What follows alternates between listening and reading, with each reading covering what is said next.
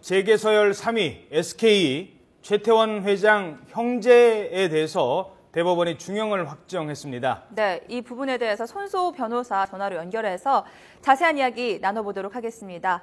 안녕하세요. 네, 안녕하세요. 자, 일단 지금 내용을 보면 중형입니다. 그리고 2심 판결 그대로 확정됐고 최태원 회장은 4년. 이거 어떤 의미로 받아들이십니까? 사실은 이번에 상고심 대법원에서 나온 것을 보면은 기존에 항소심에서 2심에서 했던 판결이 적법하다, 문제가 없다라고 확인을 한 건데요. 예. 대법원에서는 법리적인 판단만을 합니다. 그런 사실관계를 판단하지 않습니다만 2심에서 했던 판단이 옳다라고 다시 한번 확인을 한 것이고, 예. 형량 측면에서 보더라도 기존의 재벌 총수들에 대한 그런 정찰제, 그런 비웃음을 받았던 그런 판결과 달리 굉장히 중형이 선고됐다고 볼 수 있는데요. 예. 최태원 회장과 부회장 형제의 그런 범행을 굉장히 무거운 범죄로 판단한 것으로 그렇게 판단됩니다. 예. 네, 이 SK 사건의 중심 인물이라고도 할 수 있죠. 무속이라는 얘기도 있고, SK 해운 고문이었던 김원훈 씨의 증인 채택이 필요하다고 SK 측이 계속해서 주장을 해왔는데요. 예. 대법원에서도 김원훈 씨의 증인 채택 없이도 정상적인 심리가 이뤄졌다고 판단한 것으로 봐야겠죠? 예, 그렇습니다. 김원웅 씨가 중간에 이제 증인으로 신청이 됐는데요. 네. 최태원 회장 측에서 신청했습니다. 그런데 2심에서 증인 채택을 이제 하지 않았습니다. 근데 그 이유가 김원웅 고문이 사건의 객관적인 인물이 아니다. 자신이 그렇게 관여가 되어 있기 때문에 객관적으로 증언할 수 있는 사람이 아니다라고 보았고요. 네. 또 하나는 녹취록과 녹취 파일이 제출이 됐습니다. 그것만으로도 충분히 판단할 수 있다라고 2심에서 판단해서 증인 채택을 안 했고, 그것에 대해서 문제가 없다라고 이번에 대법원에서 본 것으로 판단됩니다. 예, 그러니까 이 김원웅 전 고문 같은 경우가 이제 해외에 도피를 했단 말입니다. 네. 그리고 선고 공판 하루 전에 왔어요. 네, 그러니까 그렇습니다. 최태원 회장 입장에서는 대법원 판결이라는 게 아까 말씀하신 것처럼 사실관계를 따지는 게 아니라 사실관계는 고법까지 따지고 대법에서는 법률적으로 이 판결이 내려지는데 문제가 있느냐 없느냐라는 법률심이거든요.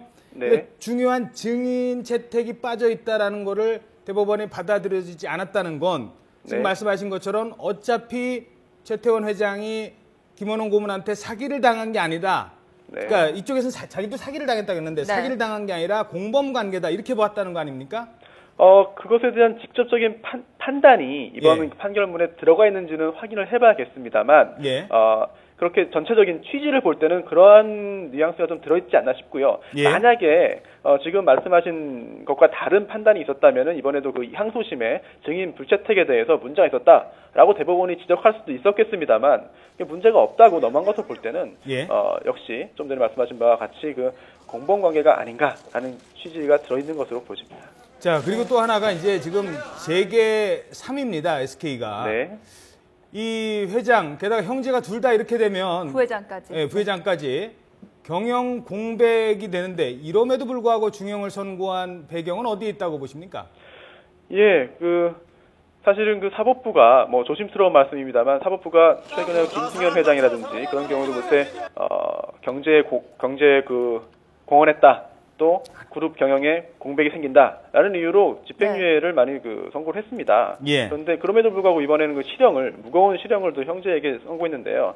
아무래도 범죄의 성격이 굉장히 좀 사회적인 지탄을 받아 바탕하고 그런 것으로 본 측면이 하나 있을 테고요. 또 하나는 주식회사의 특성상 오너 한 명이 있고 없고에 따라서 그런 회사가 운영이 되고 안 되고 그렇게 결정되는 것은 아니다라고 본 것도 일정 부분 영향을 미치지 않았을까 그렇게 짐작됩니다. 예. 자, 그리고 이제 하나만 더 여쭤보죠. 재벌 총수의 최근에 판결 내용을 보면 한화 김승현 회장은 이제 집행유예로 이렇게 나오게 됐고 어느 정도 그래서 그러면은 이 판결로 봤을 때 이 재계와의 관계를 봤을 때는 좀 괜찮지 않을까, SK도 괜찮지 않을까 했는데 또 최근에 CJ 판결 보면 그렇지 않고 이런 판결을 봤을 때 판결을 가지고 정치적으로 해석하는 건 좀 그렇습니다만 그래도 앞으로의 이런 재벌의 부당한 행위에 대해서는 강하게 응징을 하겠다 이런 좀 어떤 의지가 좀 보인다고 보십니까, 사법부에? 단정적으로 말씀드리기는 어렵습니다. 왜냐면은 각각의 모든 사실관계가 다르기 때문에 그 사실관계에 따라서 객관적이고 엄정한 그런 판결이 나온 것으로 보이는데요, 당연히. 하지만 그 전체적인 취지나 그런 그 경향을 볼 때 예. 아무래도 그 솜방망이 처벌을 했다는 그런 비난을 피하기 위해서 아무래도 엄격한 그런 법 집행 판결이 이루어지고 법 집행이 이루어지는 것이 아닌가 그렇게 그 생각될 여지도 있는 것 같습니다. 예, 알겠습니다. 알겠습니다. 네, 감사합니다. 네, 고맙습니다. 지금까지 손수호 변호사였습니다.